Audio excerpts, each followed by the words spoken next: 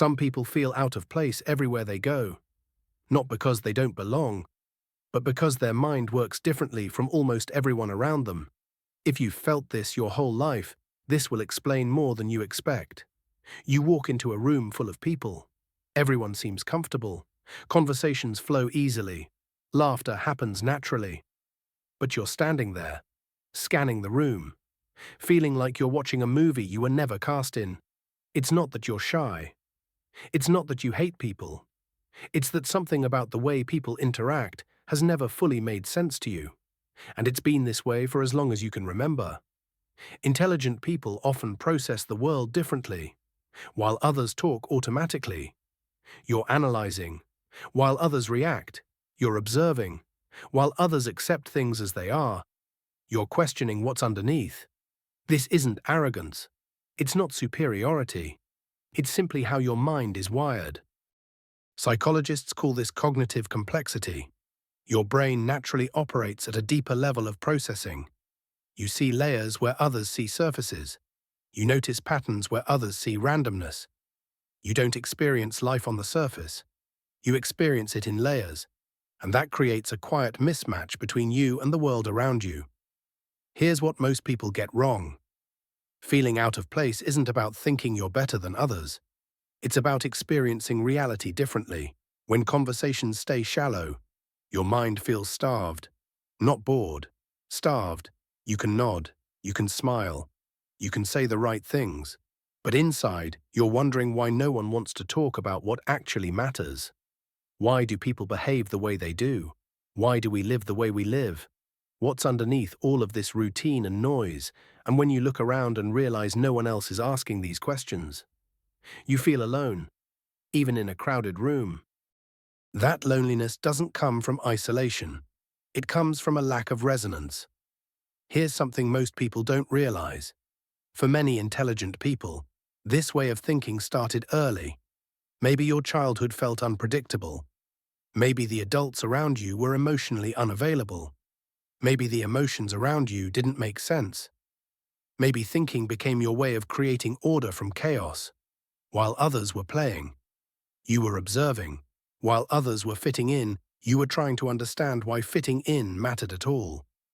Psychologists call this intellectualization, using your mind to process what your emotions couldn't handle.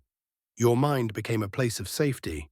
It protected you then, but now, that same strength creates distance, because the very thing that helped you survive childhood is the thing that makes adulthood feel lonely. Here's another layer. Small talk drains you, not because you're difficult, but because it doesn't meet your mind where it lives. For most people, small talk is social glue. It's how humans signal safety. It's not about the content, it's about the connection. But your brain doesn't stop at the surface. When someone mentions the weather, your mind jumps to patterns, to causes, to systems, to implications. You can't turn it off. Psychologists call this intellectual overexcitability. Your mind craves stimulation that matches its capacity. Small talk isn't just boring for you, it's actually uncomfortable. Like wearing shoes that are 2 sizes too small. So you learn to stay quiet, and the distance grows. There's also something about seeing what others don't see. Intelligent people often notice inconsistencies that everyone else ignores. You see the gap between what people say and what they mean. You notice the patterns in behavior that predict outcomes. You recognize the flaws in logic that others accept without question. And when you point these things out, people don't thank you for it. They get defensive. They call you negative. They ask why you can't just go along with things. So you learn to keep your observations to yourself, to pretend you don't see what you clearly see, to play along with narratives you know aren't true. There's a term for this, the Cassandra complex, cursed to see clearly, cursed to not be believed. There's no satisfaction in being right when no one wanted to hear it in the first place. And that's exhausting. Over time, you start getting labeled arrogant when you're actually observant, cold when you're actually processing, difficult when you're actually thorough, antisocial when you're actually selective. These labels stick, and eventually you start wondering if maybe they're right. Maybe something is wrong with you. Maybe you should try harder to be normal. But normal was never an option for a mind like yours. Here's what no one talks about. Intelligent people often feel like they're performing a role they never auditioned for. Every social situation requires translation. You have to convert your natural way of thinking into something others can receive. You have to slow down, simplify, hold back. It's like speaking your second language all day, every day. Psychologists call this masking, hiding your authentic self to fit in. You've probably been doing it so long you don't even notice anymore. But your nervous system does, and it's tired. Here's what happens in your body. When intelligent people are in environments that don't match their cognitive needs, their nervous system responds. You might feel restless in meetings that could have been emails, agitated in conversations that go nowhere, physically uncomfortable in situations where you have to pretend to be less than you are. This isn't just preference, it's physiology. Psychologists call this cognitive underload. When your brain doesn't receive adequate stimulation, it doesn't just get bored, it gets stressed. Your mind needs complexity the way your body needs movement. When it doesn't get that, it doesn't just get bored, it gets tired. There's a reason intelligent people often prefer solitude. It's not because you hate people. It's because being alone is the only time you don't have to translate yourself.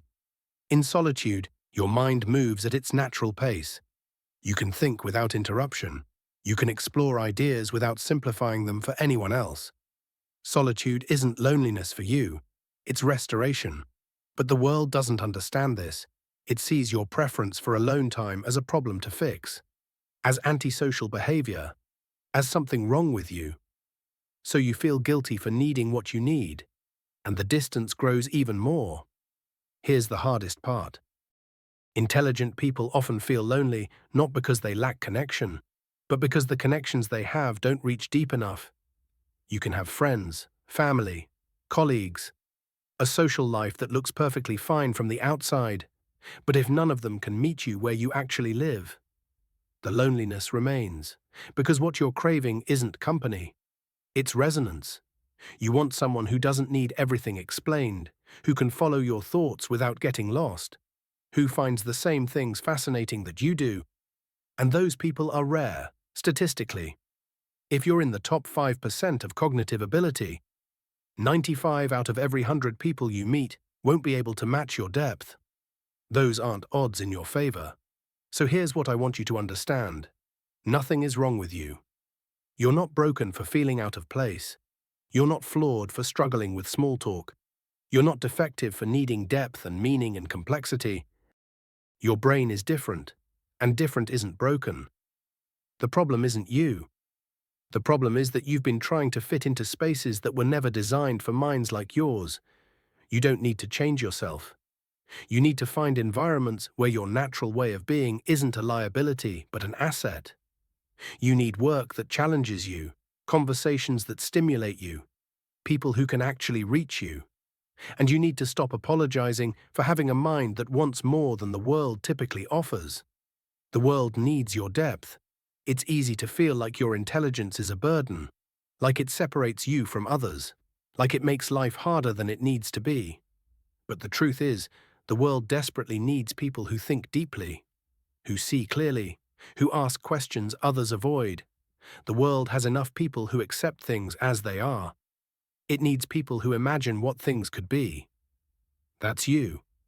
You don't need everyone to understand you. You just need a few who do, fellow minds who speak your language, who don't need everything translated, who can sit with complexity without needing to simplify it. They exist, they're rare, and they're feeling just as out of place as you are, wondering if they'll ever find someone who gets it.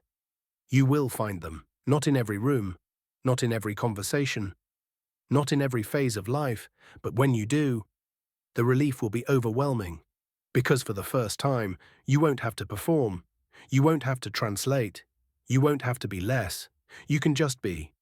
And that relief will feel like coming home for the first time. So if you've spent your whole life feeling like you don't quite belong, remember this. You're not too much. You're not too intense. You're not too complicated. You're simply someone whose mind operates at a frequency most people can't hear. And that's not a burden. It's a gift. It just needs the right place to exist. The loneliness you feel isn't a sign that something is broken. It's a sign that you haven't found your people yet. But you will. Before you go, tell me, have you always felt out of place? Do conversations often leave you feeling emptier than before? Drop it in the comments. And if you've ever felt like your mind is both your greatest gift and your heaviest burden, comment. Finally, someone gets it. Let's find each other. Because the minds that feel most out of place often have the most to offer. They just need a world that's ready to receive them.